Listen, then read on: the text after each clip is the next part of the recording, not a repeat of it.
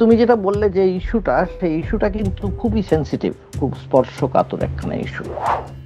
আসলে যে কোনো সরকার যেরকম চায় শাসন ক্ষমতাকে কুক্ষিগত করতে, ভারতীয় জনতা পার্টি কেন্দ্রে সেটাকে কিন্তু সাংঘাতিক চরম জায়গায় নিয়ে যেতে চায়। আমি যদি দেখি নাগরিকদের প্রতি মুহূর্তে শঙ্কিত হতে হয় যে সে সেই দেশের নাগরিক কিনা, এর চেয়ে দুর্ভাগ্য আর কোন দেশের নাগরিকের হতে পারে? সরকার কেন এত তৎপরতার সঙ্গে প্রত্যেককে কার্যত বাধ্য করছে যে অ্যাপটাকে ডাউনলোড করে তার ফোনে ইনস্টল করার জন্য?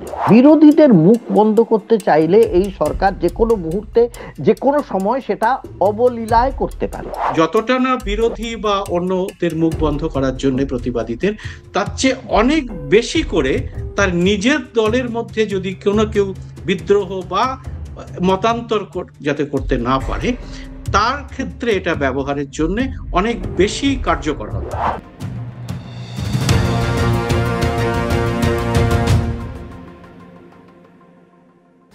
নমস্কার, সবাইকে এই খোলা আড্ডা অনুষ্ঠানে স্বাগত। আমি সুব্রত বসু। আমরা আজকে একটি অত্যন্ত গুরুত্বপূর্ণ বিষয় নিয়ে আজকে এই আলোচনাটা শুরু করতে চলেছি। বিষয়টি গুরুত্বপূর্ণ এই কারণে যে ভারতের প্রত্যেকটি মানুষ যারা এখন মোবাইল ব্যবহার করেন, তাদের প্রত্যেকের মোবাইলে একটি নতুন অ্যাপ বাধ্যতামূলকভাবে ঢুকিয়ে দেওয়ার সিদ্ধান্ত নিয়েছে কেন্দ্রীয় সরকারের সঞ্চার মন্ত্রক। সম্প্রতি কেন্দ্রীয় সঞ্চার মন্ত্রক মোবাইল নির্মাতা কোম্পানিগুলোর সঙ্গে একটি জরুরি মিটিং করেছে এবং সেই মিটিংয়ে তাদের নির্দেশ দেওয়া হয়েছে এবার থেকে যে মোবাইলগুলো বাজারে তারা আনবে তাদের প্রত্যেককে এই সঞ্চার সাথী অ্যাপটি ইনস্টল করে রাখতে হবে এবং এই অ্যাপটিকে কোনোভাবেই ডিলিট করা যাবে না। আপনি মনে করতে পারেন যে তাহলে যে পুরনো মোবাইল আমরা এখন ব্যবহার করছি সেগুলো বোধহয় এই অ্যাপের আওতায় বাইরে থাকবে, কিন্তু বিষয়টা তা নয়। এই মোবাইলের সিস্টেম আপডেট করলেই তাতেও এই সঞ্চার সাথী অ্যাপটি ঢুকে যাবে। এখন প্রশ্ন হচ্ছে, এই সঞ্চার সাথী অ্যাপটি মোবাইলে থাকলে আপনার কি সুবিধে এবং অসুবিধা হবে? প্রথমে বলি আপনার অসুবিধেগুলো কি কি।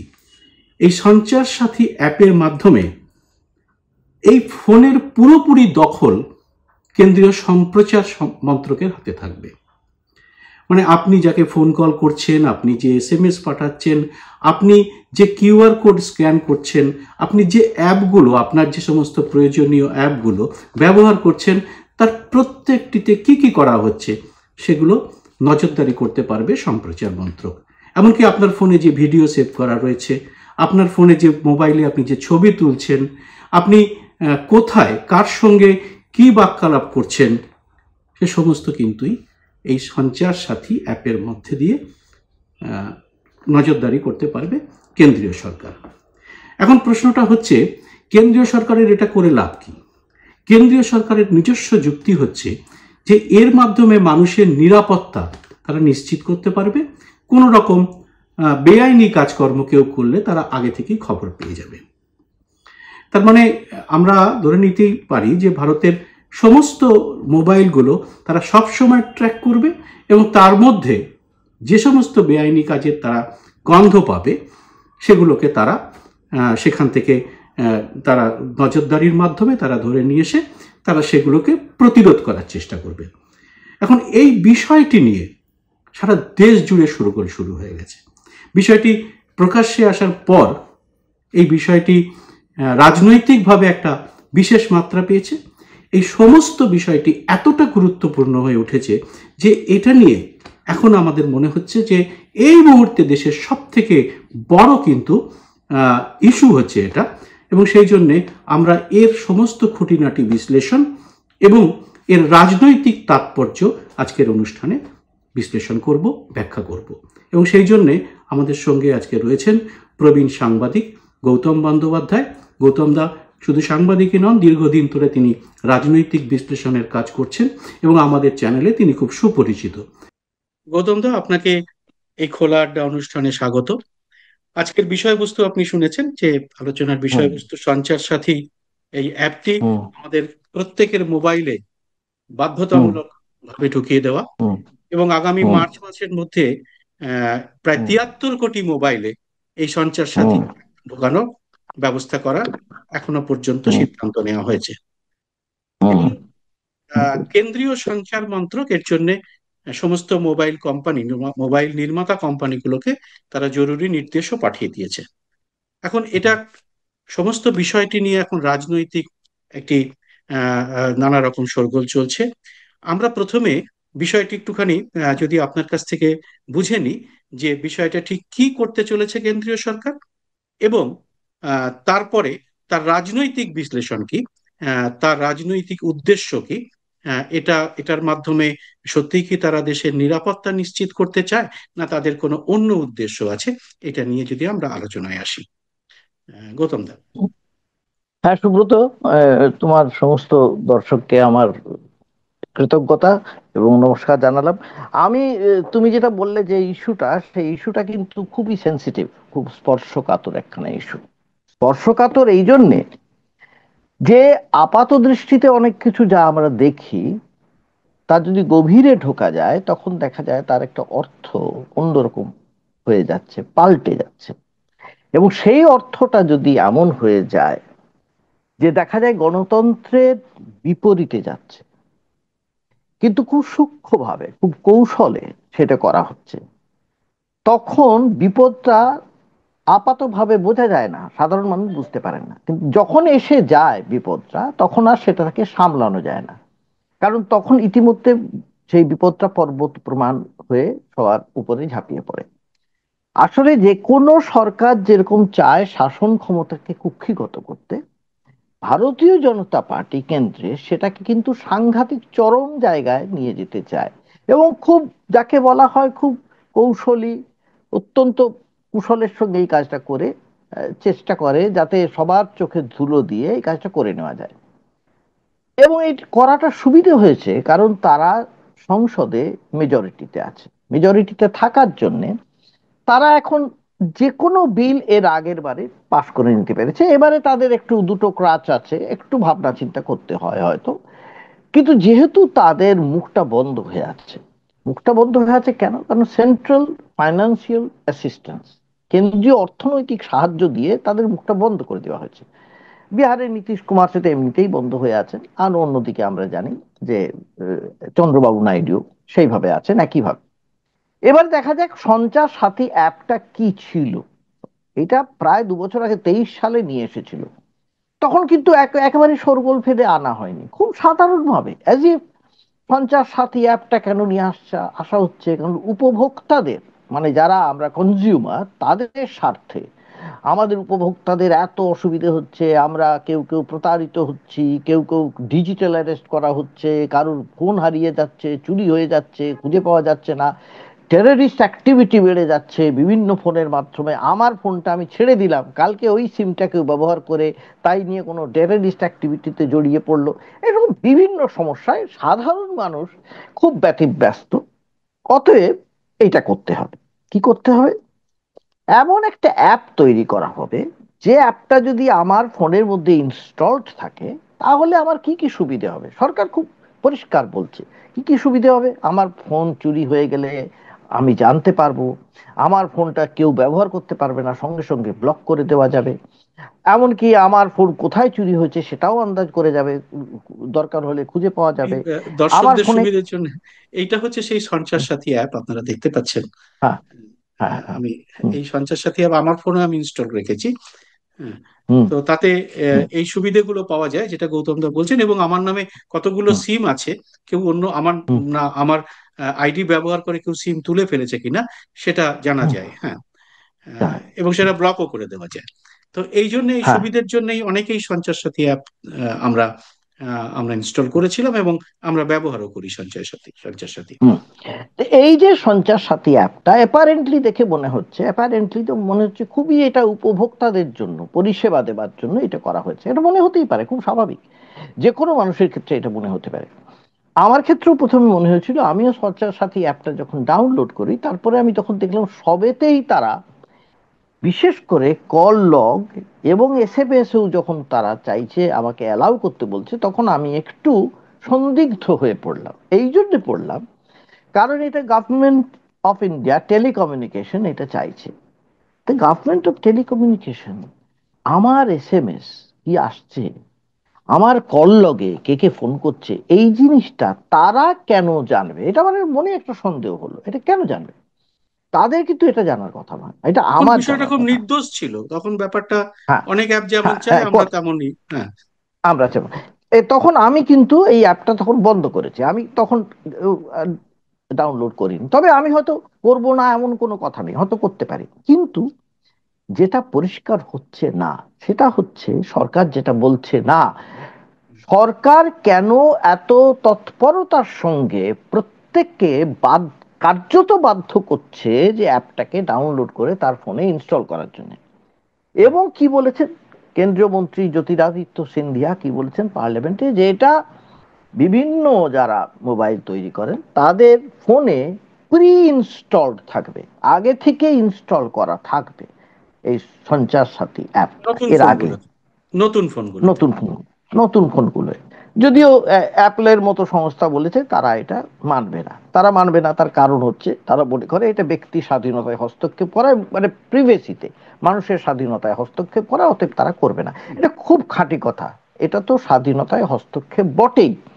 এবারে কেন বটে, আমি যদি দেখি যে এই আমি যে সঞ্চার সাথী অ্যাপটা আমি নিলাম, এবারে ধরা যাক আমার ব্যক্তিগত কোনো ব্যাপারে, ব্যক্তিগত আলাপ আলোচনায় আমি আমার নিজের বন্ধু বান্ধব আত্মীয় স্বজন যাকে হোক আমি কোনো মেসেজ পাঠালাম, আপনি আর স্ত্রী বা সেই মেসেজ তরুণ প্রেমিকাকেও যদি কিছু পাঠান, সেটাও পাঠাই, হ্যাঁ, সরকারের, সেটা প্রেমিকাকে সরকারের। পাঠাই। এবং এবং এবং সত্যি কথা বলতে, এই যে মনে করো আরেকটু গভীরে গিয়ে সুপ্রিম কোর্ট বলে দিয়েছে পরকিয়া কিন্তু অপরাধ নয়, নট এ ক্রাইম। এটা হুম। সুপ্রিম কোর্টের রুলিং। হুম। পরকিয়া অপরাধ নয়, কাজে অনেকে পরকিয়া মধ্যে লিপ্ত থাকতে পারেন। কিন্তু এই সঞ্চার সাথী অ্যাপ, ধরা যাক কোনো হ্যাকারের হাতে পড়বেই, হ্যাকার যে কোনো সময় পড়তে পারে। হ্যাকার কারা হয়? তারাও ইঞ্জিনিয়ার হয়, অনেক সময় তারা আইটিতে এক্সপার্ট হন, হুম। হুম। হুম। তারা এটা ব্যবহার করতেই পারেন। তাদের কাছে যখন যেই মুহূর্তে পৌঁছে গেল, তখন যে তার যে ভয়াবহতা সৃষ্টি হবে সারা সমাজে, সেটা কোথায় গিয়ে দেশময় ব্ল্যাকমেইল পৌঁছবে? শুরু হয়ে যেতে পারে, এটা আপনি বলছেন যে। Number one.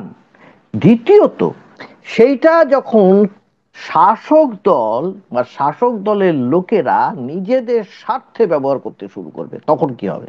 দ্বিতীয়ত। তৃতীয়ত, যে এজেন্সিগুলো, সেই এজেন্সিগুলো তো ধোয়া তুলসী পাতা নয়, আমরা জানি সবাই।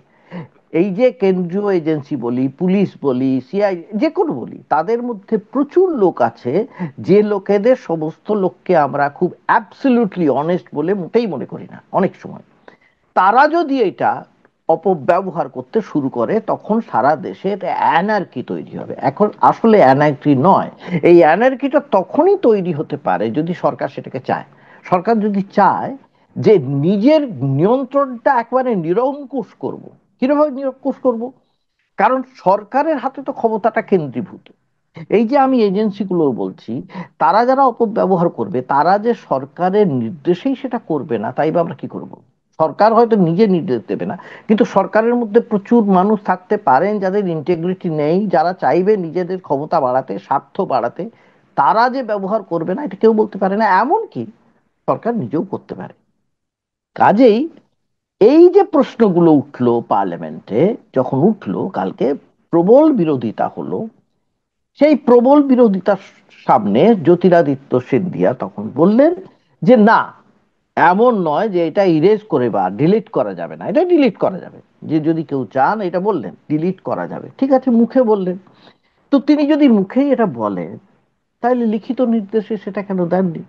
তাহলে প্রি ইনস্টলড বলে যেটা বলা হয়েছে প্রি ইনস্টল, মানে সেটাকে ইরেজ করা যাবে না। কেন বলেছেন সেটা? কেন তাহলে অর্ডারটা দিয়েছেন? অর্ডারটা দেওয়া হয়েছে কিরকম, যে 90 দিনের মধ্যে এটা করে সমাধা করতে হবে এবং 120 দিনের মধ্যে একটা কমপ্লায়েন্স রিপোর্ট যে এটা সম্পূর্ণ হয়েছে জানাতে হবে সরকারকে। এইটা কেন করা হলো? মার্চ মাসের মধ্যে, এইটা আগামী হচ্ছে মার্চ মাসের মধ্যে। মার্চ মধ্যে। তো এইটা খুব অত্যন্ত একটা চিন্তার বিষয়, খুব গভীর চিন্তার বিষয়। বিশেষ করে আমাদের দেশে যেভাবে এখন কেন্দ্রের সরকার শাসন চালাচ্ছে সারা দেশে, তাতে খুবই চিন্তার বিষয়। তুমি পরপর যদি দেখো, কিরকম পরপর দেখো, তুমি দেখবে সরকার যেটা চাইছে, কেন্দ্রীয় সরকার, সেখানে বহু জায়গায় বিচার ব্যবস্থায় সেই তার প্রতিফলন দেখতে পাচ্ছি। সেই বিচার ব্যবস্থায় সরকার যেটা চাইছে সেটাই হচ্ছে। এই যেমন অযোধ্যায় মন্দির আমরা দেখেছি, এরকম এরকম আরো পরবর্তীকালে, অনেক কেস হ্যাঁ, আছে। পরবর্তীকালে হ্যাঁ। সেটা হুম। চন্দ্রচূড় সাহেবের কথা থেকেও আরো বেশি স্পষ্ট হয়ে গেল। আরো বেশি। হ্যাঁ, এইটা হলো। দ্বিতীয়ত দেখো, এসআইআর নামে যেটা হয়েছে, স্পেশাল ইন্টেন্সিভ রিভিশন হয়েছে, যেটা এই এসআইআর কে এমনকি আমাদের এখানেও প্রাক্তন আমলা আমাদের জহর সরকার, তো তিনি নিজেই বলেছেন এটা কোনো আইনি বিধির মধ্যে পড়েই না, এটা আইনের কোনো আইনের সঙ্গত, এটা সঙ্গত নয় এটা আইনি ভাবে। এবং কপিল সিবালও এই প্রশ্নটা করেছেন, এমনকি অভিষেক মনু সিংভিও বলেছেন যা যা জিনিস চাওয়া হয়েছে সেটা এসআইআর, ইলেকশন কমিশন চাইতে পারে না মানুষের কাছে, কিন্তু চাওয়া হচ্ছে। এবং চাওয়া হচ্ছে, মানুষ দিতে বাধ্য হচ্ছে। এবং দিতে বাধ্য হচ্ছে তখন সুপ্রিম কোর্টে যখন চলছে, ইতিমধ্যে একটা স্টেটে সেটা কমপ্লিট হয়েছে, বিহারে, এবারে পশ্চিমবঙ্গে হবে।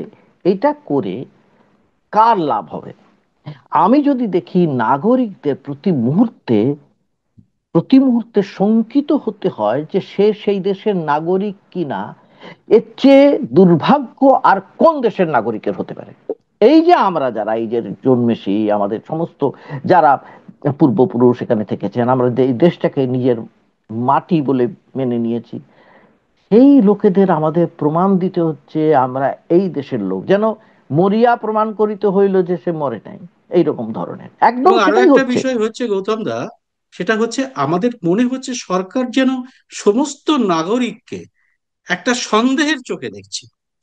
হুম। প্রত্যেক নাগরিকই যেন কোনো না কোনো রকম ভাবে তাকে প্রতিনিয়ত পরীক্ষা দিয়ে চলতে হবে যে সে ঠিক পথে চলছে, সে কোনো অন্যায় করেনি, সে এদেশের নাগরিক, সে ব্যাংকে কোনো ফ্রড করে না, সে সমস্ত হুম। কিছু এটার সঙ্গে ওটা লিঙ্ক করিয়ে সে কোনো রকম কোনো হুম। সমস্ত প্রতিনিয়ত আমাদের পরীক্ষার মুখে দিয়ে চলতে হচ্ছে। মানে পরীক্ষার সরকার মধ্যে আমাদের চলতে। যেন সন্দেহের, হ্যাঁ, সন্দেহের চোখে দেখছে। সন্দেহের সন্দেহের চেয়েও আরো বড় কথা হচ্ছে, তুমি আরেকটু ভেতরে গিয়ে, এইটা হচ্ছে কলোনিয়াল মেন্টালিটি।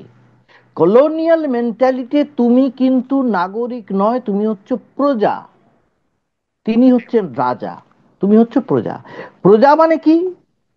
তুমি তাকে খাজনা দেবে এবং তুমি তার কথাতে চলবে। তোমার নিজস্ব কোনো কথা নেই, তোমার নিজস্ব কোনো স্বাধীনতা নেই, তোমার নিজস্ব কোনো রকমের কোনো ব্যক্তিত্বের প্রকাশ নেই। তোমাকে যেটা বলা হবে তুমি এবং সেটা করবে, বিরুদ্ধ মত ইউ উইল নেই, ডু। নেই। বিরুদ্ধ মত নেই। এই এই এই যে একটা একটা কলোনিয়াল মেন্টালিটি যে সেট আপ করা হয়েছে, এটা করা হচ্ছে এবং করা হচ্ছে, শুধু না, অনেক লোকে এটা মেনে নিচ্ছে। কেন মেনে নিচ্ছে? কারণ তাদের মনে হচ্ছে যে এটা তো ছিল আমাদের দেশে, অতএব এটা ঠিকই হচ্ছে।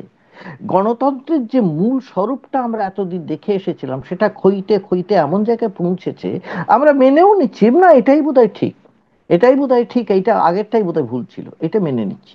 এইটা সরকারের পক্ষে খুব, সরকার নিজেকে প্রমাণ করতে চাইছে সে হচ্ছে সর্বশক্তিমান। এই যে বারবার প্রধানমন্ত্রী কে বিশ্বগুরু বলে প্রতিভাত করার চেষ্টা, তিনি যে বিশ্বগুরু নন, তিনি যে সারা পৃথিবীতে কোনো জায়গায় তাকে গুরু বলে মানা হলো না। আমেরিকার কথা আমি বাদই দিচ্ছি। এবার ফিরে আসি মূল জায়গায় ফিরে আসে, এই যে সঞ্চার সাথী অ্যাপ, সঞ্চার সাথী অ্যাপ বা এসআইআর, এগুলো কিন্তু তুমি লক্ষ্য যদি করো যে সবকটার মধ্যে একটা একটা সূত্র আছে, একটা একই জায়গায় বাঁধা একটা গাঁথা আছে একইভাবে, যে সরকার চাইছে যে সে একনায়কতন্ত্র চালাতে গেলে যা যা দরকার সে সেটা করবে। এবারে তুমি বলতে পারো, তারা তো বললো যে তুমি সঞ্চার সাথী অ্যাপ যখন প্রবল বিরোধিতা হলো, তখন বললো ডিলিট করতে পারো। কিন্তু যদিও ওই কংগ্রেসের দীপেন্দ্র হুডা বলেছেন যে তিনি নিজেই একজন কম্পিউটার ইঞ্জিনিয়ার, তিনি বলেছেন যে ডিলিট করলেও সমস্ত কিছু তথ্য ডিলিটেড হয় না। কাজেই ডিলিট হয়তো অ্যাপটা করা গেল, কিন্তু যেহেতু ইনস্টলড হয়ে গিয়েছে, এটা খুব সাধারণ ব্যাপার, যে যারা টেকনিক্যাল যিনি টেকনোলজি একটু গ্রাহক তিনি বোঝেন তারা। ডিলিট করলেও সেটা তার কাছে খালি অদৃশ্য হয়ে যাবে তার মোবাইল হচ্ছে, থেকে, হ্যাঁ, হ্যাঁ, কিন্তু তার হ্যাঁ, হ্যাঁ, মোবাইলের সফটওয়্যারের মধ্যে সেটা থেকে হ্যাঁ, যাবে। সেটা সেটা কোথাও না কোথাও কোথাও একটা যদি থেকে যায়, আগামীতে যখন এআই আসবে, হ্যাঁ, আর্টিফিশিয়াল ইন্টেলিজেন্স আসবে, তখন তো আর কিছু করারই থাকবে না। তখন তো অনেক কিছু সেই করে দেবে, তোমাকেও করতে হবে না। এই যে জিনিসটা বাড়তে চলেছে, এবারে বলা যেতে পারে কিন্তু সরকার তারপরে পিছিয়ে এসেছে খানিকটা, এটা আমরা জানি পিছিয়ে এসেছে না, করতেই হবে এমন মানে নেই। হ্যাঁ, এটা খুব যদি কেউ ইন্টারেস্টিং রেজিস্টার, বিষয়। এটা সরকারের হ্যাঁ, কিছুটা ব্যাকট্র্যাক করা, যেটা সাধারণভাবে আমরা এই 11 বছরের মোদী সরকারের যে কর্মকাণ্ড, হুম, তার মধ্যে আমরা কখনো হুম, দেখিনি সরকার খুব বিপদে না পড়লে একবার কৃষি আইন নিয়ে পিছিয়ে এসেছিল, হুম, সাধারণভাবে পিছিয়ে আসে না। সেটা আমরা হুম, নোটবন্দির সময় অজস্র ইয়েতে দেখেছি, মানুষের অনেক রকম ইয়ে হয়েছে।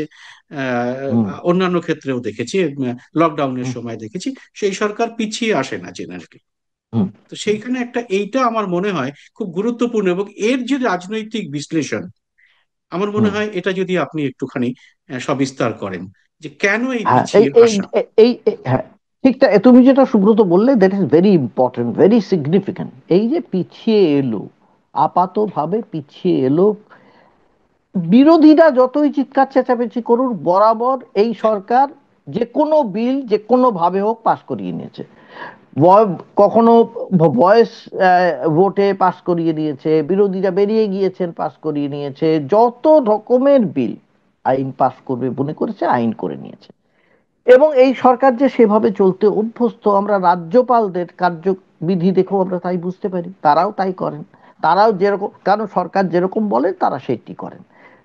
রাজ্যের যে আইন পাস হয়, বিল পাস হয়, সেগুলোকে পাঠান না, তারা আইন করতে দেন না, আটকে দেন, কারণ সরকার বলে বলে থাকে, কেন্দ্রীয় সরকার বলে থাকে, ওরা আটকে দেন। সুপ্রিম কোর্ট পর্যন্ত সেখানে কিছু করতে পারেনি, এর জিনিস আমরা দেখেছি। এবারে কেন পিছিয়ে এলো, ইট ভেরি ইম্পর্টেন্ট।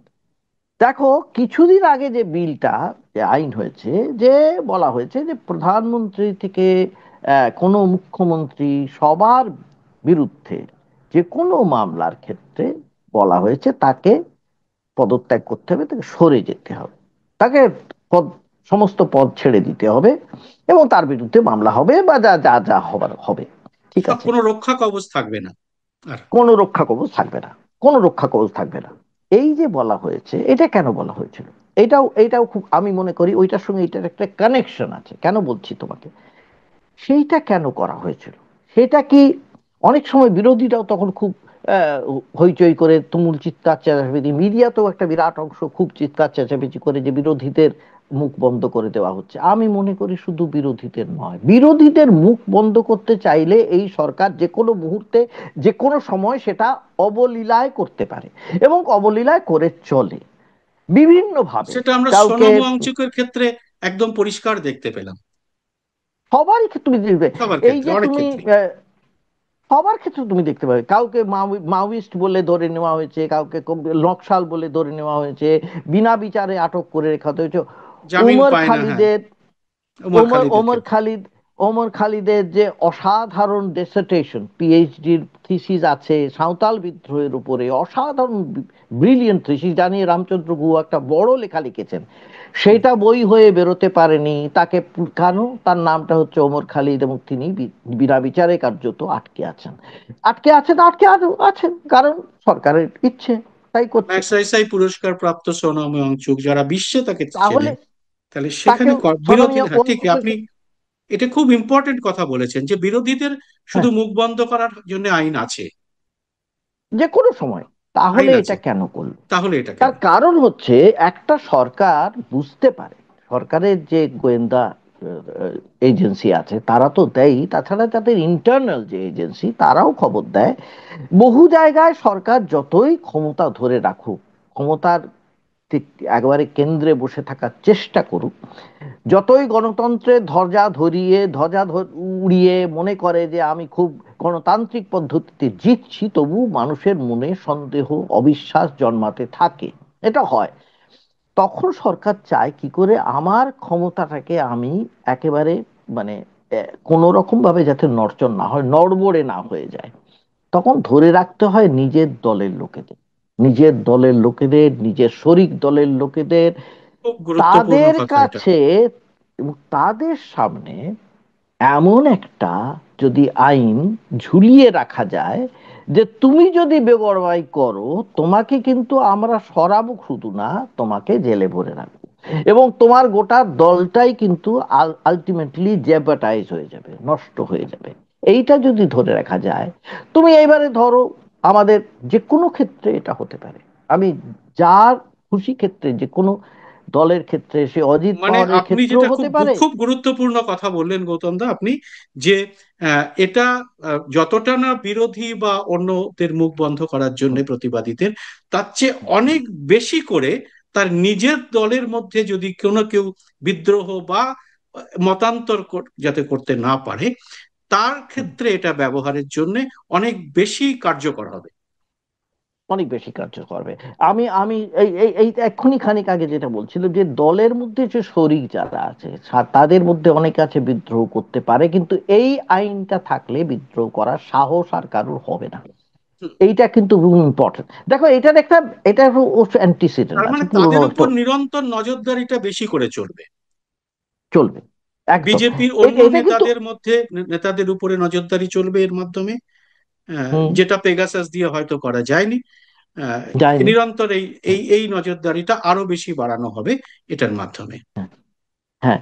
এবং এই যে তুমি লক্ষ্য করবে, নরেন্দ্র মোদী কিন্তু যতই আমরা জানি আরএসএস এর সঙ্গে একটা মতান্তর থাকতে পারে, মনান্তর থাকতে পারে, যেটা সামনে আসে না, কিন্তু তাতেও আমাদের মোহন ভাগবত মোদীকে প্রচন্ড প্রশংসা করেন, কেননা মোদীকে চটাতে চাচ্ছে না, চটাতে চাইছেন না। কারণ মোদী এমন এমন লোকের এমন এমন প্রচুর জিনিস নিশ্চয় জানেন, যাতে তারা খানিকটা ভীত হয়ে থাকে, শঙ্কিত হয়ে থাকে। মোহন ভাগবতের হয়তো সেটা নেই, কিন্তু আরএসএস এর প্রচুর লোকেদের সেটা আছে। নেই তা তো বলতে পারবো না, কারণ আরএসএস এর মধ্যে মোদির বিরুদ্ধে কথা বলার মতো লোক আছে, এটা প্রমাণিত এবং বিভিন্ন জায়গায় লেখা হয়েছে, তারা বলেছেন, মুখ ফুটে বলেছেন। এরপরে তাদের মুখ বন্ধ করার জন্য এই সঞ্চার সাথী app, very important an app, that will be a very important app. কারণ কোথায়, কার সঙ্গে কি আলোচনা করছে, কেন করছে, কিভাবে করছেন, সমস্ত যদি সরকারের কাছে থেকে যায়, এবং সেখানে কেউ বলবে না যে পেগাসাসের মতো গোপনে করা হচ্ছে, এটা উন্মুক্ত ভাবে করা হচ্ছে, অ্যাজ তার ইফ মানে আপনি বলছেন চতুর্দিক। সুব্রমণিয়াম স্বামী বা মুরলী হ্যাঁ, মনোহর যোশীর মতো নেতারা কোথায় কার হ্যাঁ, সঙ্গে কি কথা বলছেন, সেটা সরকারের হুম, নজরদারিটা আরো বেশি শক্ততারা করতে পারবে, বা সমস্ত এর মতো সময় থাকবে অনেক এবং নেতারা রয়েছেন। হুম। প্রচুর থাকবে, এবং সেটা হয়তো বহু সময়ে আমরা যারা আম পাবলিক তারা জানতেও পারবো না। জানতেই পারবেন। সরকার থেকে জানলে কি হবে? সরকার কি কি করতে পারে? কি করতে পারে? একটা সামান্য ফোন করতে পারে তাকে। সরকার নিজে করবে কি? কাউকে দিয়ে করাবে, তার নিচু স্তরের কাউকে দিয়ে করাবে, তাকে দিয়ে তাকে বিভিন্ন ভাবে তাকে হেনস্থা করার অনেক রকমের পন্থা আছে, আমরা জানি, অনেক রকমের পন্থা।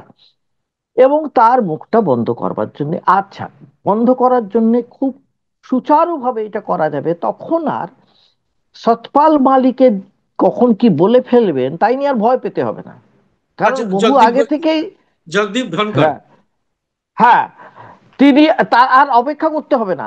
জগদীপ ধনকর যখন বলছেন, হয়তো তার হয়তো 1 বছর আগে কয়েকটা মেসেজ করেছেন কাউকে, বা বলেছেন ফোনে, সবই সরকারের কাছে যেই মুহূর্তে জানা থাকবে, সরকার সেই মুহূর্তে হয় তাকে বলবে তুমি এবারে নামো, তোমার অনেক হয়েছে, তুমি এবারে এসো, বলে দেবে, কোনো কন্ট্রোভার্সি হবে না। এবং সরকার তখন কি হবে, বিশেষ করে দল, শাসক দল তাকে ডেকে নিয়ে এসে দলের মধ্যে বলে দেবে, অনেককে দিয়ে বলিয়ে দিতে পারবে যে অনেক হয়েছে, আপনি যান, আপনাকে দিয়ে হচ্ছে না। এবং এটা সরকারের যারা মাথায় তারা বলবেন না, আরো যারা ছোট খাটো তারাই বলে দেবে। এবং তখন তিনি অপদস্থ হয়ে হয় ছেড়ে দেবেন, আর না হলে সরকার যা বলছেন সেটাকে নতমস্তকে মেনে নিতে বাধ্য হবেন। এইটা সরকারের একটা বিরাট সুচারু একটা আপনি কি কৌশল এটাই বলে এটার আমি মনে জন্য করি। মনে করছেন এই সরকারের মধ্যে থেকেই একটা প্রবল বিরোধিতা তৈরি হয়েছে এই সঞ্চার সাথী অ্যাপ ইনস্টল করার জন্য, এবং সেই জন্যই কি সরকার তাদের চাপেই কি আপাতত অন্তত ব্যাক একটু ব্যাক ট্র্যাক করছে বলে মনে হচ্ছে আপনার? দেখো, আমি ভেতরের কথা এখন তো জানি না, কিন্তু এটা আমি খুব, আমার যে গাট ফিলিং এবং আমি আমার যে রিপোর্টারি করার যে অভিজ্ঞতা, তা থেকে আমি দেখেছি সরকার সমস্ত সময় জলটা মেপে নেয়, জলটা মাপতে হয়, জল তো মাপে, কৃষি আইন নিয়ে জলটা মাপেনি বলে সরকার বিপাকে পড়েছিল। মা বুঝতে পারেনি যে জলটা কোমর ছাড়িয়ে বুক জল হয়ে যাবে, উঠে পড়বে এতখানি, বুঝেনি। কিন্তু এটাই কিন্তু একটু পা ডুবিয়ে দেখতে চাইছে কতখানি জল, এটা দেখতে চেয়েছে। এই যে কালকে যেভাবে প্রতিবাদ হয়েছে, তাতে কিন্তু তার বিরুদ্ধে গিয়ে গুটি কয়েক বিজেপি নেতা যারা স্পোক্স পারসন, গুটি কয়েক হতো কিছু কিছু বলেছে, বাকিরা কিন্তু কেউ কিছু বিশেষ বলে, সবাই সমস্বরে এটা বলেনি। মোদি সাহেব জিন্দাবাদ, উনি যা করছেন সব ঠিক আছে, উনি যা বলবে তাই করবো, তা কিন্তু বলে মানে অনেকেই। তারাও তো সিঁদুরে এই মেঘ দেখছেন বিষয়টার মধ্যে। এবং হ্যাঁ, এইটা কেন দেখছেন?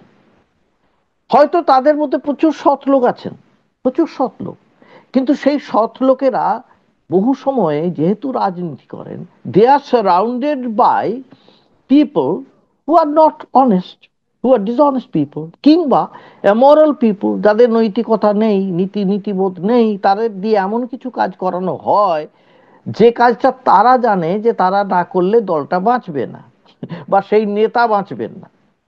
তাদেরও তো বাঁচাতে হবে সেই নেতাকে, সেই নেতা তো তাদের হয়েও কাজ করেন, সমস্ত জায়গায় এটা হয়ে থাকে, সমস্ত দলের মধ্যে। এবং বিজেপির মধ্যে তো সাংঘাতিক ভাবে, কেন?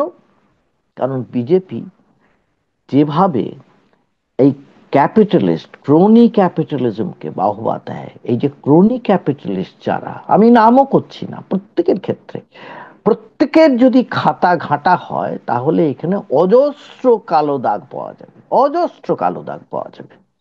এই কালো দাগগুলো যদি সামনে চলে আসে, আমি সরকারের কথা ভুলে গেলাম, আমি দেখলাম হ্যাকারদের কাছে চলে এলো এবং বিরোধীদের কাছেই চলে এলো, তখন কি হবে?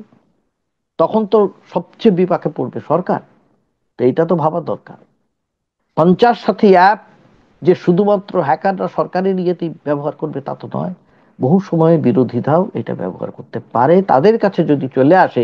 এই সমানে রাহুল গান্ধী আম্বানি আদানি নিয়ে এত কথা বলেন, ধরা যাক যে আদানির আমেরিকায় যে ইনভেস্টমেন্ট, যে লগ্নি, তাই নিয়ে এমন এমন কিছু কথা, এমন এমন কিছু মেসেজ, এমন এমন কিছু তথ্য ফাঁস হয়ে গেল, বা যে যে কোনো আদানির মতো আমি কথা বলছি, যে কোনো কারো, সেটা নিয়ে রাহুল গান্ধী এবং তার দল যদি সংসদে গিয়ে তুমুল হই হট্টগোল শুরু করে, তখন তো সরকারের পক্ষে সেটা সামলানোই মুশকিল হয়ে যাবে। কাজেই সরকারকে সব দিকটাই বিচার করে এগোবার জন্য এখন পিছিয়ে এসেছে। এরপরে কি করবে আমরা জানি না, হয়তো চালু করবে, কিংবা করলেও কিছু কিছু এমন এমন জিনিস ব্যবহার করবে যাতে সরকারের আহ, বিপাকে না পড়তে হয় সরকারকে। এই ধরনের, এইটাই আমার ধারণা। ধন্যবাদ গৌতম দা। আমরা একটা সুন্দর আলোচনা এবং একটা নতুন এইটার একটা আপনি ফোকাস, একটা অ্যাঙ্গেল দিলেন আর কি। যে এইটা এরকম হতে পারে। আমার মনে হয় দর্শকদের, যারা আপনারা দেখলেন এই অনুষ্ঠানটা, তাদের এই আলোচনাটা আপনাদের অত্যন্ত আপনাদের নতুন একটা দিক দেখাবে এবং আপনাদের ভাবনার মধ্যে নতুন কিছু খোরাক যোগাবে।